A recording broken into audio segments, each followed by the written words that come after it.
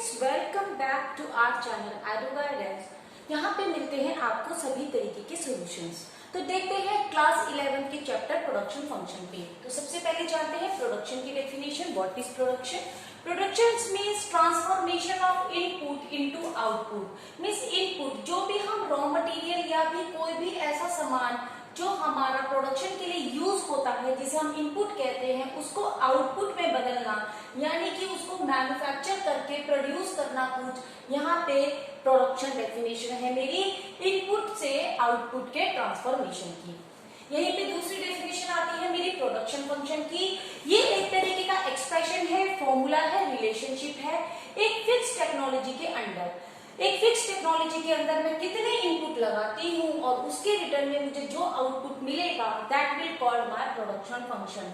Production function is an expression of the technological relation between physical input and output of a good। यानी कि जैसे ये मेरे production function का example है, यहाँ पे F डिनोट करता है मेरे फंक्शन को, QX डिनोट करता है मेरे प्रोडक्शन को, और I1, I2, I3, IN है मेरे टाइप्स ऑफ इनपुट। यानी मैं कितने इनपुट लगाने के बाद कितना प्रोडक्शन करती हूँ, ये इसे शो करता है। तो एग्जाम्पल देखते हैं, जैसे Q chair equal to F K L। Means कितनी चेयर बनेगी एक फंक्शन के अंडर अगर मैं कैपिटल और लेबर लगाऊं तो। Here K for capital and L for labour. तो यहाँ पे मेरे प्रोडक्शन फंक्शन का ये एग्जांपल है। 250 चेयर का प्रोडक्शन होता है अगर कोई कंपनी 3 यूनिट कैपिटल की और 2 यूनिट लेबर की लगाती है तो। ये डिफरेंट वेरी कर सकता है। यहाँ पे एक छोटा सा एमसीक्यू आता है रिगार्डिंग दिस, जहाँ पे आपको बताना होता है कि कितनी लेबर और कितनी कैपिटल लगी हुई है चेयर के प्रोडक्शन के लिए, या फिर कितनी चेयर का प्रोडक्शन हो रहा है, चेयर का प्रोडक्शन हो रहा है कैपिटल और लेबर लगाने में। तो आइए चलते हैं अपने नेक्स्ट टॉपिक की ओर। The functional relationship between change in output due to change in input is studied in two phases। Means ये इनपुट और आउटपुट का जो बैलेंस बनता है कि कितना इनपुट करने पे कितना आउटपुट बढ़ेगा, इसमें हमें दो फेज पढ़नी पड़ती है, short run and long run. जैसे कि नाम से क्लियर है, short run means short run का टाइम है, शॉर्ट पीरियड ऑफ टाइम, और लॉन्ग रन में लॉन्ग पीरियड ऑफ टाइम। पर ये शॉर्ट रन और लॉन्ग रन कोई स्पेसिफिक कैलेंडर सीजन नहीं है कि एक शॉर्ट रन क्या होगा या फिर लॉन्ग रन क्या होगा। जैसे एक साल 1 ईयर व्हीट प्रोड्यूसर के लिए लॉन्ग रन का सीजन है, जबकि एक स्टील कंपनी के लिए 10 साल का टाइम भी शॉर्ट रन माना जाएगा। तो ये डिपेंड करेगा मेरा टाइप ऑफ द टेक्नोलॉजी पे, मेरी टाइप ऑफ द मैन्युफैक्चरिंग पे। तो देखते हैं इनका डिफरेंस। शॉर्ट रन क्या है? It refers to a period in which output can be change by changing only variable output. Mean short run मेरा वो टाइम है जब अगर मुझे प्रोडक्शन को बढ़ाना है, उसे मल्टीप्लाई करना है, तो मेरे पास सिर्फ कुछ फैक्टर्स ही हैं जिन्हें मैं चेंज कर सकती हूँ, जो कि चेंज किए जा सकेंगे, उन्हें मैं वेरिएबल फैक्टर बोलूंगी। तो यहाँ पे मैं सिर्फ अपने वेरिएबल फैक्टर को ही चेंज कर सकती हूँ, और वेरिएबल फैक्टर हो सकते हैं मेरे लेबर और रॉ मटेरियल। देखिए क्या होता है, मान लीजिए जीन्स बनाने वाली कंपनी है और उसे अचानक से 1 लाख नंबर ऑफ जीन्स का ऑर्डर आ जाता है। तो ऐसे में वो क्या करेगी? वो कोई नई फैक्ट्री तो नहीं लगा सकती अगर उसे 1 महीने में या फिर 6 महीने के अंदर अंदर 1 लाख जरूरत से ज्यादा, अपनी कैपेसिटी से ज्यादा जीन्स का प्रोडक्शन करना है। तो वो ऐसे में क्या करेगी? छोटी छोटी मशीनें, छोटे छोटे लेबर या छोटे छोटे टेलर हायर कर सकती है, और इस तरीके से अपने वेरिएबल फैक्टर्स को बढ़ा के वो अपने प्रोडक्शन को वहां तक बढ़ा सकती है। पर यही चीज अगर मैं एक लॉन्ग रन में कहूँ, या फिर मैं रिलायंस ब्रांड जैसी बड़ी कंपनी के लिए कहूँ कि आपको 20 लाख नई जीन्स बनानी है 2 साल के अंदर, तो 2 साल में तो बहुत कुछ बदला जा सकता है। फिक्स्ड फैक्टर भी बदले जा सकते हैं, टेक्नोलॉजी भी बदली जा सकती है, नए प्लांट और मशीनरी भी लगाई जा सकती है। तो ये सिर्फ डिपेंड करेगा आपके टाइप ऑफ मैन्युफैक्चरिंग पे कि कौन सा पीरियड आपका शॉर्ट रन होगा और कौन सा आपका लॉन्ग रन होगा। लॉन्ग रन वो पीरियड है in which all output can be change. यहाँ पे सब कुछ चेंज किया जा सकता है, सारे फैक्टर ऑफ प्रोडक्शन चेंज किए जा सकते हैं, नए प्लांट एंड मशीनरी स्टैब्लिश किए जा सकते हैं, नई टेक्नोलॉजी स्टैब्लिश की जा सकती है। तो यहाँ पे आप सिर्फ कैपिटल भी लगा सकते हैं, आप लैंड एंड लेबर भी लगा सकते हैं। तो यहाँ पे आपके जो फैक्टर ऑफ प्रोडक्शन है सभी चेंज किए जा सकते हैं, जबकि शॉर्ट रन में सिर्फ कुछ वेरिएबल फैक्टर ही चेंज किए जा सकते हैं। तो क्लासिफिकेशन देखते हैं। यहाँ पे 2 तरीके के वेरिएबल प्रेजेंट होते हैं मेरे। वेरिएबल फैक्टर जिन्हें मैं चेंज कर सकती हूँ, पर फिक्स्ड फैक्टर होते हैं यहाँ पे मेरे जिन्हें चेंज नहीं कर सकती। जैसे एक टेलर को अगर 1 लाख जीन्स बनानी है 6 महीने के अंदर अंदर, तो अपनी नई टेलरिंग शॉप नहीं खोल सकता 6 महीने में, या नई फैक्ट्री नहीं खोल सकता। वो सिर्फ अपनी कुछ छोटी मशीनें बढ़ा सकता है या अपनी नंबर ऑफ लेबर बढ़ा सकता है। जबकि लॉन्ग रन में ऑल फैक्टर्स आर वेरिएबल, यानी लॉन्ग रन में आप नई फैक्ट्री भी लगा सकते हैं, नया प्लांट एंड मशीनरी भी लगा सकते हैं, अपनी कैपिटल को भी और इंट्रोड्यूस कर सकते हैं। प्राइस डिटर्मिनेशन देखिए हम जानते हैं कि प्राइस हमारी डिपेंड करती है डिमांड और सप्लाई पे। डिमांड और सप्लाई की क्वांटिटी का जहां इंटरसेक्शन होता है, जहां दोनों इक्वल होते हैं, वही मेरा प्राइस डिटरमाइन करता है। तो यहाँ पे डिमांड मोर है। डिमांड मोर क्यों है? क्योंकि पीरियड है शॉर्ट रन का। शॉर्ट रन में मैं सप्लाई को नहीं बढ़ा सकती, सप्लाई को सिर्फ एक लिमिटेड एक्सटेंट तक बढ़ा सकती हूँ। क्यों बना सकती हूँ लिमिटेड एक्सटेंट तक? क्योंकि मेरे कुछ वेरिएबल फिक्स्ड हैं जिन्हें मैं चेंज नहीं कर सकती। मैं सिर्फ वेरिएबल फैक्टर करके ही बढ़ा सकती हूँ, तो मेरे फिक्स्ड फैक्टर प्रोडक्शन तो चेंज होंगे नहीं। वेरिएबल फैक्टर ऑफ प्रोडक्शन को बढ़ा के मैं जब प्रोडक्शन को बढ़ाऊंगी तो एक लिमिटेड क्वांटिटी तक ही मैं सप्लाई को इंक्रीज कर सकती हूँ। इसीलिए यहाँ पे डिमांड हैवी रहती है और सप्लाई थोड़ा कम रोल प्ले करती है। जबकि लॉन्ग रन में मैं डिमांड और सप्लाई दोनों ही चेंज हो सकते हैं। सप्लाई में बढ़ा सकती हूँ क्योंकि मैं सारे फैक्टर्स चेंज कर सकती हूँ, तो यहाँ मेरी सप्लाई भी बढ़ जाएगी। और डिमांड लॉन्ग रन में कैसे रहेगी? Nobody nose. तो यहाँ पे लॉन्ग रन में डिमांड और सप्लाई दोनों ही इक्वल रोल प्ले करते हैं। आइए देखते हैं डिफरेंस वेरिएबल फैक्टर्स का और फिक्स्ड फैक्टर का। क्या है मेरे वेरिएबल फैक्टर ऑफ प्रोडक्शन और क्या है मेरे फिक्स्ड फैक्टर ऑफ प्रोडक्शन? जैसे नाम से ही क्लियर है कि वेरिएबल फैक्टर्स यानी फैक्टर्स वेरी करेंगे, चेंज हो जाएंगे। तो मीनिंग देखते हैं, the factors that can be change, वो फैक्टर ऑफ प्रोडक्शन जो मेरे चेंज हो सकते हैं उन्हें हम वेरिएबल फैक्टर्स कहते हैं, और वो फैक्टर ऑफ प्रोडक्शन जो मेरे चेंज नहीं हो सकते उन्हें हम फिक्स्ड फैक्टर्स कहते हैं। इनकी रिलेशन देखते हैं आउटपुट के साथ। Variable factor very directly with the output, means अगर मुझे आउटपुट बढ़ाना है तो मुझे वेरिएबल फैक्टर्स को बढ़ाना होगा, अगर मुझे आउटपुट कम करना है मुझे वेरिएबल फैक्टर्स को कम करना होगा। ये कैसे है? सपोज कीजिए एक टेलर को 1 लाख जीन्स प्रोडक्ट करनी है। अगर 1 लाख प्रोडक्शन चाहिए तो उसे 1 लाख का रॉ मटेरियल चाहिए। अगर 10,000 जीन्स बनानी है उसे तो उसे 10,000 का रॉ मटेरियल चाहिए। यानी कि ये जो रॉ मटेरियल होगा जो, या फिर मेरे नंबर ऑफ लेबर, अगर किसी कंपनी को 1 लाख जीन्स बनवानी है तो उसे लेबर बढ़ानी पड़ेगी, और कम जीन्स बनवानी है तो लेबर कम रखनी पड़ेगी। उतना ही प्रोडक्शन के हिसाब से ही हमारा फ्यूल लगेगा, पावर लगेगा, इलेक्ट्रिसिटी लगेगी। तो ये मेरे कुछ ऐसे वेरिएबल फैक्टर है, जैसे जैसे मैं अपना प्रोडक्शन बढ़ाऊंगी मुझे अपने रॉ मटेरियल की, लेबर की, पावर की, फ्यूल की क्वांटिटी को भी बढ़ाना पड़ेगा। तो वेरिएबल फैक्टर्स मेरे वो फैक्टर ऑफ प्रोडक्शन है जो चेंज करेंगे मेरे लेवल ऑफ आउटपुट के अकॉर्डिंगली। जबकि फिक्स्ड फैक्टर चेंज नहीं होते, इनका आउटपुट से डायरेक्टली कोई रिलेशन नहीं है, जैसे कि building, plant, machinery, technology, permanent staff etcetera. देखिए कोई एक बिल्डिंग अगर मेरे पास है तो अब मैं इसमें 10,000 जीन्स बना रही हूँ या 10 लाख जीन्स बना रही हूँ, मेरी बिल्डिंग का जो रेंट है वो वैसा ही रहेगा, मेरी बिल्डिंग का जो एक्सपेंडिचर है वो वैसा ही रहेगा।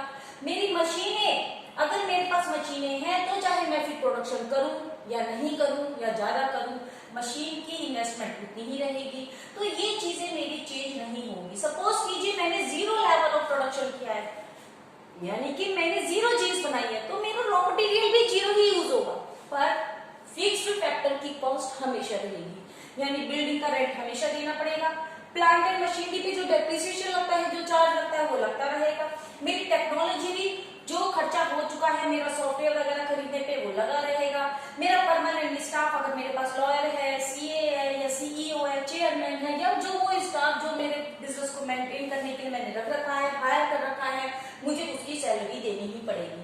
तो मैं ये कह सकती हूँ कि 0 लेवल ऑफ प्रोडक्शन पे वेरिएबल फैक्टर की कॉस्ट 0 हो जाएगी, जबकि fixed factor remains same. So students, यहाँ पे आपके 2 टाइप ऑफ प्रोडक्शन फंक्शन होते हैं। शॉर्ट रन प्रोडक्शन फंक्शन, जिन्हें वेरिएबल प्रपोर्शन टाइप भी कहते हैं, वेरिएबल प्रपोर्शन टाइप कहते हैं, और यहाँ पे वर्क करता है आपका लॉ ऑफ वेरिएबल प्रपोर्शनेट। यहाँ पे आप आउटपुट को बढ़ाते हैं bye changing only single input, यानी किसी एक इनपुट को आप इंक्रीज करते हैं और बाकी प्रोडक्शन के रॉ मटेरियल को यानी इनपुट को बाकी को फिक्स रखा जाता है। सिर्फ किसी एक इनपुट को इंक्रीज करते हैं, उससे प्रोडक्शन बढ़ाते हैं। देखिए मेरा प्रोडक्शन फंक्शन का एक फॉर्मूला था, जैसे L&K, कैपिटल एंड लेबर। तो यहाँ पे मैंने कैपिटल को फिक्स कर दिया है, सिर्फ लेबर बढ़ाऊंगी। जैसे कि अगर मैं 10 चेयर बनाती हूँ, अगर मैं 1 यूनिट ऑफ कैपिटल लेती हूँ और 1 यूनिट ऑफ लेबर लेती हूँ, और अब मैंने अगर लेबर को डबल कर दिया है, कैपिटल मेरा उतना ही है, इन्वेस्टमेंट मेरा उतना ही है, मैंने सिर्फ लेबर को डबल कर दिया, तो मैं 12 चेयर बना पा रही हूँ, 15 चेयर बना पा रही हूँ। अब मुझे 20 चेयर बनानी है तो मुझे 3 लेबर की यूनिट चाहिए और और कैपिटल मेरी उतनी ही है। तो यहाँ पे मैं लेबर बढ़ा रही हूँ, मेरी कैपिटल सेम रहेगी, सिर्फ एक इनपुट में मैं चेंजेस कर रही हूँ। तो दिस इज मेरा शॉर्ट टर्म प्रोडक्शन फंक्शन, जिसे वेरिएबल प्रोपोर्शन टाइप भी कहेंगे। इसमें हम सिर्फ एक इनपुट को चेंज करते हैं। यहाँ मेरा काम करता है लॉ ऑफ वेरिएबल प्रोपोर्शनेट, जिसे हम डिटेल में भी पढ़ेंगे। सेकेंड टाइप है मेरी लॉन्ग रन प्रोडक्शन फंक्शन, जिसे मैं कांस्टेंट प्रोपोर्शनेट टाइप भी कहती हूँ। यहाँ पे मैं आउटपुट के लिए जरूरी सारे इनपुट्स को चेंज करती हूँ। यानी अगर मेरे आउटपुट में लेबर और कैपिटल दो चीजें हैं तो मैं दोनों को साइमल्टेनियसली एक साथ इंक्रीज करूंगी, यानी कि पूरे के पूरे बिजनेस के स्केल को बढ़ाऊंगी। इसे हम law of returns to scale भी कहते हैं, क्योंकि यहाँ मेरे बिजनेस का स्केल ही अप हो जाएगा। यानी अगर मेरी 10 लाख कैपिटल हुआ करती थी और 10 टाइम्स 10 टाइम्स लेबर हुआ करती थी, 10,000 लेबर हुआ करती थी, तो दोनों ही बड़े हैं। नेक्स्ट में 20,000 मेरी लेबर बढ़ी है और 20 लाख की ही मेरी कैपिटल है, तो यहाँ मेरी दोनों ही चीजें साथ साथ बढ़ रही है। यानी पूरा मेरा बिजनेस ही डबल ट्रिपल, मेरी इन्वेस्टमेंट डबल या ट्रिपल हो रही है। आइए देखते हैं इनकी डिटेल से पहले टोटल प्रोडक्शन, मैन्युफैक्चरिंग, बाकी सब चीजें क्या है। तो देखिए स्टूडेंट, यहाँ से मेरे चैप्टर बहुत ही फ्लो में आता है। यहाँ पे प्रोडक्शन 3 टाइप्स के हैं, total production, average production and marginal product. यहाँ पे 3 चीजें हैं। तो देखते हैं टोटल प्रोडक्शन क्या है, जिसे मैं TP, total physical product means TPP, total returns और टोटल आउटपुट भी बोल सकते हैं। तो उसकी डेफिनेशन है total quantity of goods produced by a firm during a given period of time with given number of input. यानी जब फिक्स्ड इनपुट, मुझे कुछ इनपुट दिए हुए हैं एक फिक्स्ड टाइम में, जैसे कि सपोज कीजिए 1 साल में 10,000 मजदूरों के साथ मैं जो क्वांटिटी प्रोड्यूस कर सकती हूँ वो है मेरी टोटल प्रोडक्शन। यानी टोटल प्रोडक्शन क्या है, प्रोडक्शन की वो क्वांटिटी जो मैं एक फिक्स्ड टाइम में फिक्स्ड नंबर ऑफ इनपुट के संग कर सकती हूँ। इसके 4 अदर नेम भी है। अब आता है एवरेज। सपोज कीजिए यहाँ पे टीपी है मेरा 100 यूनिट्स मीन्स मैं, और मेरा टाइम है 1 साल, तो मैं कह सकती हूँ 1 साल में मैं 10 लेबर के साथ 100 यूनिट प्रोड्यूस कर सकती हूँ। एवरेज प्रोडक्ट, जिसे एवरेज फिजिकल प्रोडक्ट या फिर एवरेज आउटपुट या रिटर्न भी कहते हैं, AP. AP equal to TP divided by number of variable factor. अगर मैं इस टोटल को देखिए, यहाँ पे मेरा टीपी कितना है 100, मेरे वेरिएबल फैक्टर्स कितने हैं 10, जो कि मेरी लेबर है। तो अगर मुझे एपी निकालना है, I will say AP equal to TP divided by N. Average निकालना है मुझे, तो मैं टोटल को यानी कि 100 को डिवाइड करूंगी 10 से, तो मेरा एवरेज आता है 10। यानी मेरी एक लेबर एवरेज 10 यूनिट्स का प्रोडक्शन करती है। अगर मैं बात करूं मेरी 10 लेबर मिलकर 100 यूनिट्स बनाती है, तो मैं ऑन एवरेज कर सकती हूँ मेरी एक लेबर 10 यूनिट्स का प्रोडक्शन करती है।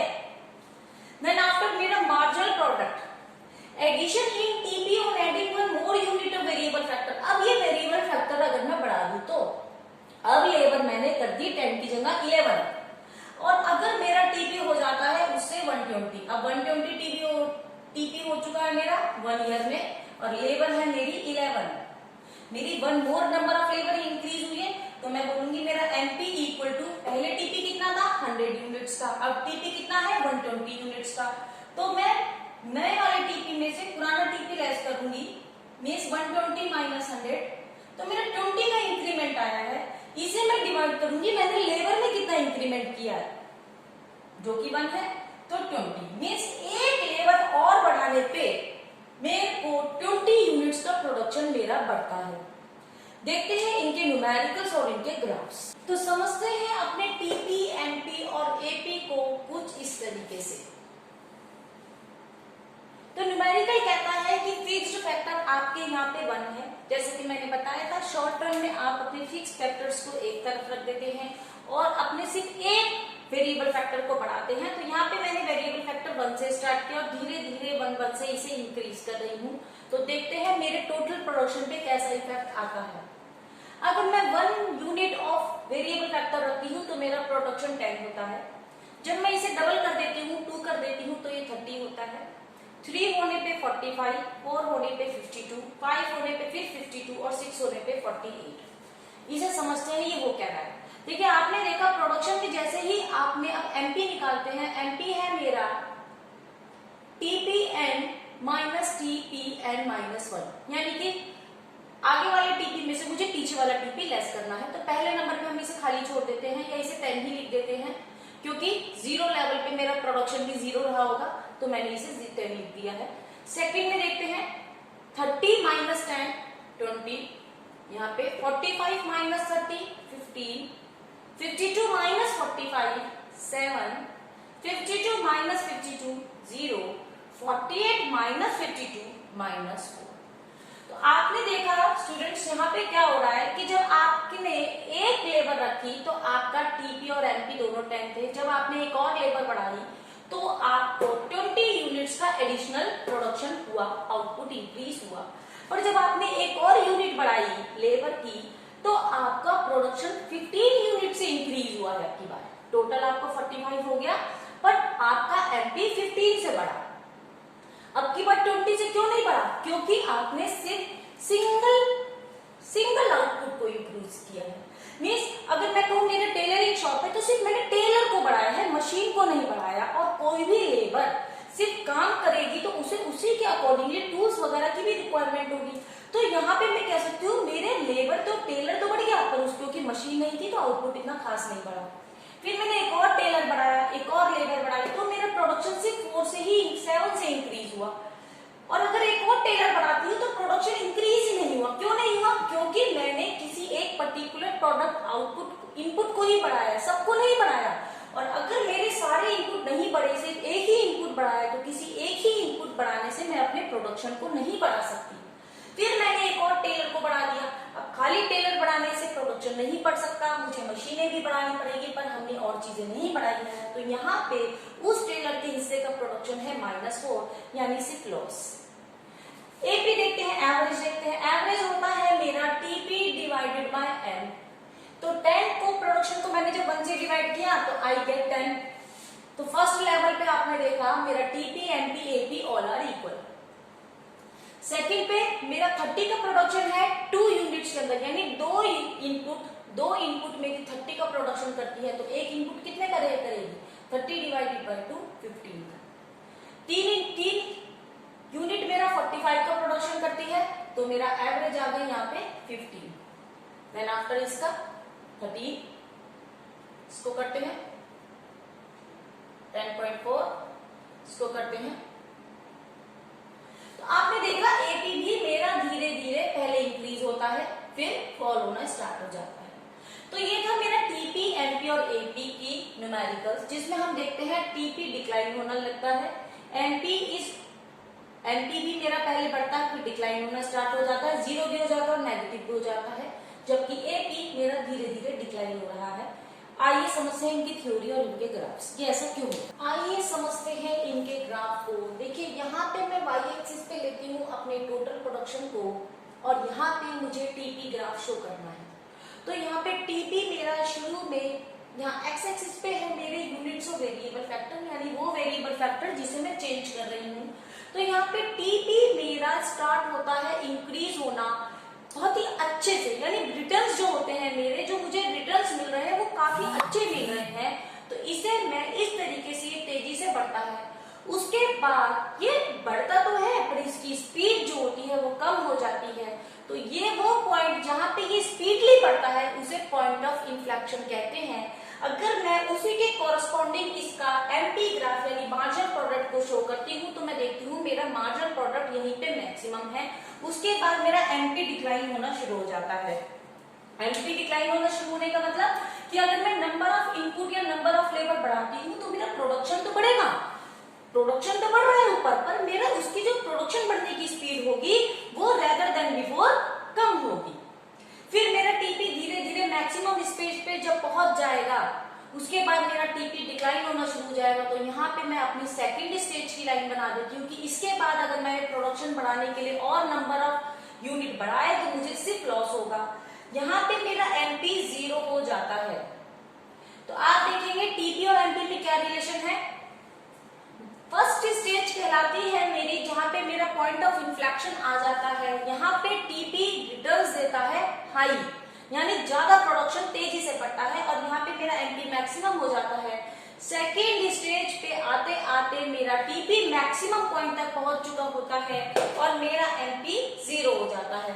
थर्ड स्टेज मेरी अब स्टार्ट हो चुकी है, यहाँ पे मेरा टीपी भी डिक्लाइन हो रहा है और मेरा एमपी नेगेटिव स्टेज पे नेगेटिव हो जाएगा और जब नेगेटिव हो जाएगा तो प्रोडक्शन को यहाँ पे रोकना पड़ेगा। यहाँ पे अच्छा लॉस हो रहा है कंपनी को, तो कंपनी नंबर ऑफ यूनिट जो बढ़ा रही थी 1 by 1 उसे स्टॉप कर। आइए डिस्क्राइब करते हैं अपनी फेजेस का। फेज 1 में हमने देखा increasing returns to a factor, इसे बोलते हैं TP increase at higher rate. आपने देखा यहाँ पे टीपी बढ़ रहा है और टीपी बढ़ रहा है हायर रेट से। टीपी हायर रेट से क्यों बढ़ रहा है? क्योंकि मेरे जो फिक्स्ड फैक्टर थे प्रोडक्शन के वो काफी थे, यानी कि मेरी मशीनें ज्यादा थी पर मेरे पास जो लेबर थी, इनपुट थी, रॉ मटेरियल था वो कम था। और जैसे ही मैंने अपनी नंबर ऑफ लेबर को 1 यूनिट से बढ़ाया, मेरा प्रोडक्शन सर के यहाँ आ गया, मेरा एमपी बढ़ गया। फिर मैंने एक और लेबर को हायर किया, मेरा प्रोडक्शन और तेजी से बढ़ा, मेरा एमपी भी बढ़ा। फिर मैंने एक और लेबर ऐड ऑन की, तो इस तरीके से ये मेरा प्रोसेस चलता रहा। मेरा पर जैसे जैसे मैं इनपुट को आउट करती लगाती गई, मेरा प्रोडक्शन बढ़ता चला गया और मेरा एमपी भी बढ़ता चला गया। तो यहाँ पे मेरे को जो रिटर्न्स मिल रहे हैं वो हाई स्पीड से मिल रहा है। एक लेबर बढ़ाती है प्रोडक्शन डबल, एक लेबर बढ़ाती है प्रोडक्शन 2 टाइम्स या 3 टाइम्स डबल। तो इस तरीके का मेरा रिटर्न्स बनता है और इसका जो मैक्सिमम पॉइंट होता है उसे इन्फ्लेक्शन कहते हैं, पॉइंट ऑफ इन्फ्लेक्शन।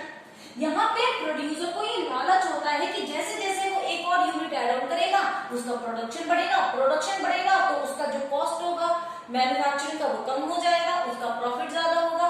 तो कोई भी प्रोड्यूसर यहाँ पे आके रुकता नहीं है, वो और ऐड करता है और ऐड करते करते वो पहुंच जाता है हमारी सेकेंड फेज में, जिसे हम कहते हैं diminishing returns to a factor. यहाँ पे फैक्टर्स का रिटर्न्स तो मिल रहा है पर स्पीड कम है। समझते हैं कैसे? तो 10 लेबर सपोज कीजिए, यहाँ पे मैंने 6 लेबर लगाई है। 6 लेबर लगाने के बाद या 5 लेबर लगाने के बाद जब प्रोड्यूसर एक और लेबर ऐड ऑन करता है तो उसका टोटल प्रोडक्शन तो बढ़ जाता है पर उसका मार्जिनल प्रोडक्शन कम हो जाता है, यानी उस लेबर के ऐड करने से उसे कुछ एडवांटेज नहीं मिला, उसका प्रोडक्शन कम हो गया। उसने एनालाइज नहीं किया, उसके बाद फिर उसने यानी उसका प्रोडक्शन तो बढ़ा पर उस स्पीड से नहीं बढ़ा, उसने फिर एक और लेबर ऐड ऑन किया। ऐड ऑन करने से अब की बार भी प्रोडक्शन बढ़ा पर उतना कंपैरेटिवली नहीं बढ़ा, कम नंबर ऑफ यूनिट्स प्रोडक्शन बढ़ा, जिसकी वजह से मेरा एमपी लेस होता जा रहा है। और धीरे धीरे प्रोड्यूसर ऐसा करता गया और एमपी उसका जब 0 होगा, ये स्टेज मेरी सेकंड स्टेज एंड होगी जब मेरा एमपी 0 होगा। और जब एमपी 0 हो जाएगा तब प्रोड्यूसर को ये एनालाइज होगा कि यहाँ पे यूनिट्स को बढ़ाना इज अ वेस्टेज, यहाँ पे प्रोडक्शन नहीं बढ़ रहा है। तो कोई भी प्रोड्यूसर हमेशा यहाँ पे सेकंड स्टेज में वर्क करना चाहता है। क्यों? क्योंकि फर्स्ट स्टेज में तो उसे बहुत अच्छे रिटर्न्स मिल रहे होते हैं तो वो मोर एंड मोर यूनिट को ऐड करता जाता है। धीरे धीरे वो सेकंड स्टेज में घुस जाता है और सेकंड स्टेज में आते ही जब उसका एमपी 0 होता है तब उसे लगता है कि यहाँ पे मेरा लॉस होना शुरू हो गया। तो मैं कहूंगी कोई भी प्रोड्यूसर मेरा सेकंड फेज में वर्क करना चाहता है। फेज 3 को देखते हैं। अब वैसे तो प्रोड्यूसर सेकंड फेज में ही रुक चुका है पर कोई भी प्रोड्यूसर डेलिबरेटली जानबूझ के थर्ड स्टेज में नहीं आएगा। थर्ड स्टेज कहते हैं नेगेटिव रिटर्न्स, यानी कि फैक्टर और प्रोडक्शन यूनिट बढ़ाते जाओ और टीपी को भी घटाते जाओ। तो यहाँ पे उसको लेबर बढ़ा रहा है, उनकी सैलरी भी दे रहा है, प्रोडक्शन घटता जा रहा है, तो कोई भी प्रोड्यूसर यहाँ पे काम नहीं करेगा। तो यहाँ पे मेरी 3 फेजेस है प्रोडक्शन की। फर्स्ट स्टेज में मेरे दोनों बढ़ते हैं, टीपी भी बढ़ता है, एमपी भी बढ़ता है। सेकंड स्टेज में मेरा टीपी बढ़ता है पर कम स्पीड से बढ़ता है, एमपी मेरा लेस होना शुरू हो जाता है। एमपी जब मेरा 0 हो जाता है वहां पे मेरी सेकंड स्टेज एंड ओवर हो जाती है और मेरी थर्ड स्टेज स्टार्ट हो जाती है जिसमें मेरा टीपी भी फॉल होता है और एमपी नेगेटिव होने लगता है। Let's see the reasons of these phases. ये फेजेस आखिर बनती क्यों है, क्या रीजन है इनके? तो फेज 1 मेरी क्यों बनती है? Better utilisation of fixed asset. देखिए यहाँ पे मेरी मशीनें ज्यादा थी पर मेरे रॉ मटेरियल कम थे या मेरी लेबर कम थी, जिसकी वजह से मेरी मशीनों का ऑप्टिमम यूटिलाइजेशन हो ही नहीं पा रहा था। तो जैसे ही मैंने मोर लेबर ऐड करी या मोर रॉ मटेरियल ऐड किया, मेरा प्रोडक्शन और ज्यादा निकला तो मुझे और ज्यादा प्रॉफिट हुआ। इंक्रीज एफिशिएंसी, जैसे ही मैंने और रॉ मटेरियल या और लेबर लगाई, मेरे काम की एफिशिएंसी बढ़ गई, प्रोडक्शन कैपेसिटी बढ़ गई, क्योंकि मशीनें कम थी, मशीनों के अकॉर्डिंगली लेबर कम थी और जैसे ही लेबर बढ़ाई एफिशिएंसी निकल के आई। क्योंकि एक लेबर सपोज कीजिए पूरी फैक्ट्री में एक काम तो नहीं कर सकता। अब जब मैंने नंबर ऑफ यूनिट की लेबर बढ़ाई गई, जैसे एक डिपार्टमेंट एक काम करेगा, दूसरा डिपार्टमेंट डिपार्टमेंट ही दूसरा काम करेगा, तो उससे एफिशिएंसी बढ़ गई, प्रोडक्शन कैपेसिटी बढ़ गई। इंडिविजिबिलिटी ऑफ फिक्स्ड फैक्टर, देखिए कुछ फिक्स्ड फैक्टर मेरे ऐसे होते हैं जिनको मैं डिवाइड नहीं कर सकती, जैसे कि अगर कोई एक मेरी प्रॉपर बड़ी मशीन है, प्लांट और मशीनरी है, और उस पर 10 वर्कर की जरूरत है, तो 10 के वर्कर्स का सेटअप ही काम करेगा, उस मशीन को मैं पार्ट्स में डिवाइड नहीं कर सकती। तो जैसे ही मैंने नंबर ऑफ वर्कर्स बढ़ाए, वो मशीन अपना अच्छा रिटर्न देने लगी, उस पर प्रोडक्शन कैपेसिटी बढ़ गई और मेरी फर्स्ट स्टेज इस तरीके से रेडी हो जाती है। सेकेंड स्टेज यानी कि डिमिनिशिंग रेट ऑफ रिटर्न्स जो बनता है, ऑप्टिमम कॉम्बिनेशन ऑफ फैक्टर। देखिए जो मेरा ऑप्टिमम बेस्ट कॉम्बिनेशन था वो यहाँ तक आ चुका है, अब भी फिर भी जब मैं बढ़ाती हूँ तो मेरा कॉम्बिनेशन ऑफ फैक्टर यानी नंबर ऑफ लेबर प्रोडक्शन तो बढ़ाती है, पर ये प्रोडक्शन टोटल एमपी नहीं बढ़ा पाती। टोटल एमपी क्यों नहीं बढ़ा पाती? क्योंकि नई लेबर एड ऑन होने से प्रोडक्शन में कुछ खास इंपैक्ट नहीं आता। सेकंड, इम्परफेक्ट सब्स्टिट्यूट, अब यहाँ पे मुझे लेबर बढ़ाने की जरूरत नहीं है, I need to replace any other input, और वो इनपुट मेरा कोई भी हो सकता है, मेरा रॉ मटेरियल हो सकता है, मेरा लेबर हो सकती है, हो सकता है मेरे फिक्स्ड फैक्टर अब बेस्ट कॉम्बिनेशन पे आ चुके हैं, अब मुझे कोई और चीज रिप्लेस करने की जरूरत थी, तो इस कारण से मेरा एमपी नहीं बढ़ता, मेरा टोटल प्रोडक्शन बढ़ता है बट बहुत कम स्पीड से। Third stage, limited fixed factor, अब यहाँ पे मेरे फिक्स्ड फैक्टर उतने ही हैं जितने थे, और अब मैं लगातार रॉ मटेरियल या फिर लेबर बढ़ा रही हूँ, वेरिएबल फैक्टर बढ़ा रही हूँ, अब लेबर वेरिएबल फैक्टर की एक्सेस हो चुकी है, पर उनके पास मशीनें ही नहीं है, जिसकी वजह से मेरा एमपी नेगेटिव हो जाता है और टीपी भी फॉल होना स्टार्ट हो जाता है। Poor coordination between variable factor and fixed factors, again same point, variable factor तो मैं बढ़ाए जा रही हूँ पर फिक्स्ड फैक्टर मेरे सेम है, उतने ही है, कम है, जिसकी वजह से उनके बीच का कोऑर्डिनेशन खराब हो चुका है, बैलेंस बिगड़ रहा है और मेरा रिजल्टिंग एमपी और एपी दोनों ही फॉल हो रहे हैं। डिक्रीज इन एफिशिएंसी, अब लगातार बर्डन बढ़ता जा रहा है फिक्स्ड फैक्टर्स पे, जिसकी वजह से एफिशिएंसी इफेक्ट हो रही है और मेरा टीपी एमपी दोनों फॉल हो रहे हैं। आइए चलते हैं लॉ ऑफ डिमिनिशिंग रिटर्न्स की तरफ, इसकी डेफिनेशन देखते हैं। When more and more units of variable factors employed with a fixed factor, यानी कि एक फिक्स्ड फैक्टर के संग हम जैसे जैसे अपने वेरिएबल फैक्टर्स को बढ़ाते हैं, एम्प्लॉय करते हैं, the marginal product of the variable factor must fall, यानी मेरा एमपी लेस होता जाएगा जैसे जैसे मैं उस पे मोर एंड मोर वेरिएबल्स का बर्डन डालूंगी, एम्प्लॉय करूंगी। पर कोई भी प्रोड्यूसर ऐसा करेगा क्यों कि वो वेरिएबल फैक्टर्स को भी ऐड ऑन करे और अपने प्रोडक्शन को लेस करे? क्योंकि ये बातें हो रही है मेरी सेकंड स्टेज में, यानी कि डिमिनिशिंग रेट ऑफ रिटर्न्स में।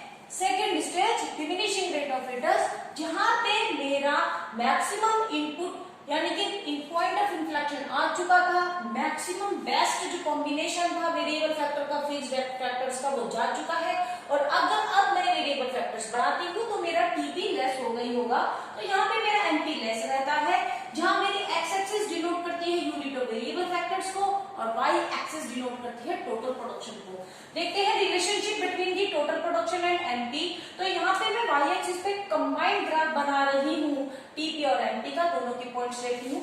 तो ये है मेरी फर्स्ट स्टेज जो कि मेरा पॉइंट ऑफ इन्फ्लेक्शन शो करता है, ये वो पॉइंट है जहां पे मैक्सिमम स्पीड से टीपी इंक्रीज हुआ था। टीपी अभी भी इंक्रीज होगा पर उसका जो रेट ऑफ रिटर्न्स होगा, रेट होगा इंक्रीज होने का, बढ़ने का जो स्पीड होगी वो थोड़ी सी कम हो जाएगी। क्यों? क्योंकि मेरी एमपी सेकंड स्टेज में आ चुकी है और वो फॉल होनी स्टार्ट हो गई है, और यहाँ पे ही कोई भी प्रोड्यूसर प्रोडक्शन करना चाहता है, क्योंकि फर्स्ट स्टेज को वो पार कर जाता है लालच में आके कि more and more unit employ करने से उसे मोर एंड मोर प्रोडक्शन मिलता है, तो वो इसे कब क्रॉस कर जाता है उसे पता ही नहीं होता। पर सेकंड स्टेज में जितना वो नियर रहेगा फर्स्ट स्टेज के, जैसे कि ये वाला क्वेश्चन, उसके लिए वही बेस्ट है। देखते हैं इसका graph. Zero level of input पे मेरा जीरो लेवल ऑफ टीपी था, जीरो ही मेरा एमपी था। Then I add my 1 unit of variable factor, तो मेरा प्रोडक्शन 10 हो गया, मेरा एमपी भी 10 रहा। एमपी कैसे निकाला मैंने? 10 माइनस 0 करके, यानी कि दिस माइनस दिस, फॉर्मूला लिख रही हूँ यहाँ पे, TP N minus TP N minus 1, यानी कि आगे वाले को पीछे वाले से आपको प्रीवियस वाली यूनिट से लेस करना है। Then I add 1 more unit, तो मेरा टीपी 30 पे आ चुका है, क्योंकि मेरी फर्स्ट स्टेज चल रही है, तो आपने देखा मेरा एमपी 20 से इंक्रीज हुआ है, 30 माइनस 10 20 से इंक्रीज हुआ है, क्योंकि मेरी यहाँ फर्स्ट स्टेज है। देन मैंने again one more variable add on किया तो मेरा टीपी बढ़ा पर 45 यानी कि 15 एमपी अब मेरा 15 से बढ़ा है। तो अब आप देख रहे हैं एमपी मेरा डिक्लाइन होना स्टार्ट हो गया। तो यहीं से मेरी सेकंड स्टेज स्टार्ट हो गई। जहां मेरा एमपी मैक्सिमम हो जाएगा वहीं तक मेरी फर्स्ट स्टेज थी। तो मैं कहूंगी ये है मेरी first phase, increasing rate of return जिसे कहते हैं। उसके बाद मैंने एक और यूनिट ऐड करी। अब टीपी बढ़ा तो कम स्पीड से बढ़ा क्योंकि एमपी मेरा और कम हो गया, और देखते ही देखते एक और यूनिट ऐड करने पे मेरा एमपी 0 हो गया। तो यहां हो गई मेरी सेकंड स्टेज। सेकंड फेज में तब एंड हो जाती है जहां पे मेरा एमपी 0 हो जाता है और यहाँ पे टीपी मेरा मैक्सिमम पॉइंट तक पहुंच चुका है। अब अगर मैं और वेरिएबल फैक्टर्स ऐड ऑन करती हूँ तो मेरा टीपी लेस होगा। क्यों? क्योंकि मेरे कोऑर्डिनेशन बिगड़ चुका है फेज फैक्टर और वेरिएबल फैक्टर्स में। मेरा एमपी यहाँ पे नेगेटिव हो जाएगा। तो यहाँ से मेरी इस पॉइंट से ऑनवर्ड्स मेरी थर्ड फेज स्टार्ट हो चुकी है। यहाँ पे कोई भी प्रोड्यूसर डेलिबरेटली काम नहीं करेगा क्योंकि उसे लॉस हो रहा है। तो यहाँ पे आपने देखा किस तरीके से मेरा कंबाइंड ग्राफ बनता है टीपी और एमपी का। चलते हैं अपने एपी ग्राफ की ओर। तो यहाँ देखते हैं हम अपना कंबाइंड ग्राफ एवरेज प्रोडक्ट का और मार्जिनल प्रोडक्ट का। फेज 1 में जहाँ पे मेरा एमपी मैक्सिमम स्पीड से बढ़ता है, increasing rate of return phase में, वहां मेरा एपी भी बढ़ता है, पर एपी मेरा रहता है एमपी ग्राफ के नीचे। तो मैं कह सकती हूँ मेरा फर्स्ट स्टेज में जो एपी होगा वो बिलो होगा मेरा एमपी के, मार्जिनल प्रोडक्ट के। फिर स्टेज 2 में आते आते मेरा एपी अबव हो जाएगा। तो मैं कहूंगी एपी मेरा अबव हो जाएगा एमपी के, क्योंकि एमपी मेरा फॉल होना स्टार्ट हो गया है हाई स्पीड से, जबकि एपी मेरा डिक्रीज तो हो रहा है, बहुत कम स्पीड से हो रहा है। और थर्ड स्टेज तक आते आते मेरा एमपी तो नेगेटिव हो जाएगा, जबकि मेरा एपी डिक्लाइन ही होता रहेगा, डिक्लाइन होता रहेगा, पर नेवर बी 0। याद रखिएगा स्टूडेंट्स, कभी भी 0 नहीं होता है एपी ग्राफ कभी भी 0 को टच नहीं करेगा। ये धीरे धीरे धीरे कम होता जाएगा पर 0 को टच नहीं करेगा, क्योंकि एवरेज प्रोडक्ट कभी भी 0 नहीं हो सकता। एवरेज प्रोडक्ट निकालना कैसे था? Average product equal to total product divided by N. N क्या है यहाँ पे? Number of units, total number of units of the variable factor. यानी जिन वेरिएबल फैक्टर को आप चेंज कर रहे हैं उसे अगर आप टीपी से डिवाइड करते हैं then you will get MP. इसको क्रॉस मल्टीप्लाई करके आप दूसरे फॉर्मूले भी बना सकते हैं कि AP multiplied by N equal to TP. TP का एक और फॉर्मूला देखा था हमने कि एमपी क्या था मेरा? TP N minus TP N minus 1। इस तरीके से मेरा एमपी आ सकता था। तो मैं टीपी का एक और फॉर्मूला होता है मेरा समीशन ऑफ एमपी एन, यानी अगर मैं सारे एमपीज का सम कर दूंगी, मार्जिनल प्रोडक्ट का सम कर दूंगी, तो वापस मेरा टीपी आ जाएगा। आइए देखते हैं इनके कुछ इंपॉर्टेंट न्यूमेरिकल्स। तो आइए स्टूडेंट कैलकुलेट करते हैं। क्वेश्चन कुछ ऐसे आता है, मुझे क्वेश्चन में टीपी गिवन है, मुझे एपी और एमपी कैलकुलेट करना है। या फिर मेरे फिक्स्ड फैक्टर जो कि चेंज नहीं होंगे, लेंथ गिवन है, उसका कोई रोल नहीं है चाहे वो गिवन हो क्वेश्चन में या ना हो, तो प्लीज उसे इग्नोर करें। लेवल यहाँ पे मेरा वो वेरिएबल फैक्टर है जिसमें मैं चेंजेस करूंगी अपने टीपी को बढ़ाने के लिए। तो जब मेरा लेवल 0 थी तो मेरा टोटल प्रोडक्शन 0 हुआ, मार्जिनल प्रोडक्शन भी मेरा सेम 0 रहेगा और एपी भी 0 रहेगा। तो मैं कहूंगी 0 लेवल पे मेरा सब कुछ 0 रहेगा, कुछ भी नहीं होगा। वैसे मैं यहाँ पे नॉट डिफाइंड भी है डैश डाल के नॉट डिफाइंड भी छोड़ सकती हूँ। अब फर्स्ट लेवल पे मेरा टीपी 20 हो गया है, तो एमपी होता है सेकंड माइनस फर्स्ट यूनिट, तो 20 माइनस 0 तो आई विल से 20, और एपी होता है मेरा टीपी डिवाइडेड बाय एन। तो यहाँ पे मेरा है फॉर्मूला लिख रही हूं मैं आपके लिए, टीपी डिवाइडेड बाय एन। तो टीपी है मेरा 20 डिवाइडेड बाय 1 आई विल से 20। देन आफ्टर मेरा टीपी हो गया है यहाँ पे 50, टीपी 50 होते ही मेरे 2 यूनिट्स हैं, तो मेरा एमपी कितने से इंक्रीज हुआ है? एमपी इंक्रीज हुआ है 50 माइनस 20 आई विल से 30 से। और अगर एवरेज निकालना है तो मैं 50 को 2 से डिवाइड करूंगी विच विल बी 25। अब यहाँ का एमपी निकालने के लिए 90 माइनस 50 यानी एक और यूनिट बढ़ाने पे मेरा कितने का इंक्रीमेंट हुआ है? 50 से मेरा प्रोडक्शन 90 पे पहुंच गया, तो मैं कहूंगी 40 से इंक्रीज हुआ है एवरेज। जबकि मेरा 90 डिवाइडेड बाय 3 30 यानी कि पर लेबर मेरा प्रोडक्शन 30 है। आपने देखा एमपी एपी धीरे धीरे बढ़ रहा है, यहाँ पे एमपी भी मेरा इंक्रीज हो रहा है, टीपी भी इंक्रीज हो रहा है।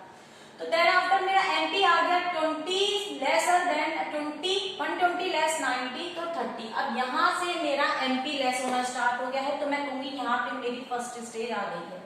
फर्स्ट स्टेज यहाँ पे आ गई है, यहाँ पे मेरा एमपी डिक्लाइन होना स्टार्ट कर दिया। अब मैं एवरेज चेक करती हूँ, 120 डिवाइडेड बाय 4 30, तो यहाँ पे भी ये मेरा 30 आ चुका है स्टूडेंट्स। तो मैं कहूंगी कि मेरा एमपी भी धीरे धीरे स्ट्रिक्ट कांस्टेंट होना स्टार्ट हो गया, उसके बाद ये भी डिक्लाइन होना स्टार्ट हो जाएगा। देन आफ्टर अब देखते हैं एमपी कितने से इंक्रीज हुआ है, 140 माइनस 20, 120 देन 90 से 20। एवरेज जबकि है मेरा 28, 150 माइनस 140 10, एवरेज देखते हैं 25, 150 लेस 150 0। अब यहाँ मेरी सेकंड स्टेज आ चुकी है, क्योंकि ये मेरा 0 हो चुका है, और 0 होते ही ये आ गया आपका 21 पॉइंट समथिंग। 0 होते ही मुझे क्या ऑर्डर मिला था, 0 होने का मतलब है कि मेरी सेकंड स्टेज आ चुकी है, तो मैं कहूंगी ये है मेरी second phase, this is my first phase. Then after again carry on. अब यहाँ पे 140 माइनस 110, 150 तो माइनस 10, नेगेटिव वैल्यू आ चुकी है, ऐसे यहाँ पे माइनस 20। एवरेज देखिए 140 को डिवाइड करना है मुझे 8 से 17.50, और 120 को डिवाइड करना है मुझे 9 से 13.3। तो ये थे मेरे न्यूमेरिकल्स, कुछ इस तरीके जो पेपर में आपके आते हैं। यहाँ पे आपको न्यूमेरिकल्स के साथ साथ फेज भी पूछ लेते हैं, तो फर्स्ट स्टेज, सेकंड स्टेज, और ये मेरी थर्ड स्टेज है। सेकंड एडिशनल मुझसे क्वेश्चन पूछते हैं कि प्रोड्यूसर मेरा कहाँ प्रोडक्शन करना चाहेगा, तो मैंने बार बार बताया है प्रोडक्शन हमेशा सेकंड स्टेज में करना चाहेगा, क्योंकि फर्स्ट स्टेज में उसे इनपुट बढ़ाते बढ़ाते ध्यान ही नहीं रहता कि वो कब सेकंड स्टेज में आ जाता है, और सेकंड स्टेज में ही वो अपने आप को स्टॉप करता है। साथ में इससे ग्राफ भी पूछ सकते हैं, रिलेटेड ग्राफ। तो रिलेटेड ग्राफ में आपको बता देती हूँ, पहले ये मेरा टीपी बढ़ता है, फिर धीरे धीरे बढ़ता है, फिर डाउन होने लगता है। ये मेरा ग्राफ के through first stage, second stage और थर्ड स्टेज आ जाता है। एमपी मेरा पहले बढ़ता है, फिर फॉल होना शुरू हो जाता है, और फिर नेगेटिव सेकंड स्टेज से वो नेगेटिव होना स्टार्ट हो जाता है। ये मेरा एमपी का ग्राफ, ये मेरा टीपी का ग्राफ। एवरेज अगर मुझसे कोई पूछता है तो एवरेज हम दिखाते हैं फर्स्ट स्टेज में जो आपका एपी रहता है वो नीचे की ओर रहता है, फिर धीरे धीरे वो बढ़ने लगता है और इस तरीके से चला जाता है, पर एपी कभी भी नेगेटिव नहीं होता। चलते हैं अपने नेक्स्ट न्यूमेरिकल। तो देखिए यहाँ पे कुछ इस तरीके के मिसिंग वैल्यूज वाले भी क्वेश्चंस आते हैं, जिसमें टीपी, एमपी, एपी तीनों चीजें दे रखी होती हैं, पर कुछ पार्ट मिसिंग होते हैं। इनको पढ़ते हैं वन बाय वन। तो जीरो लेवल ऑफ आउटपुट पे आप टीपी को 0 लिख दीजिए, एपी और एमपी के बीच में डैश डाल दीजिए, क्योंकि इन्हें हम डिफाइन नहीं करते।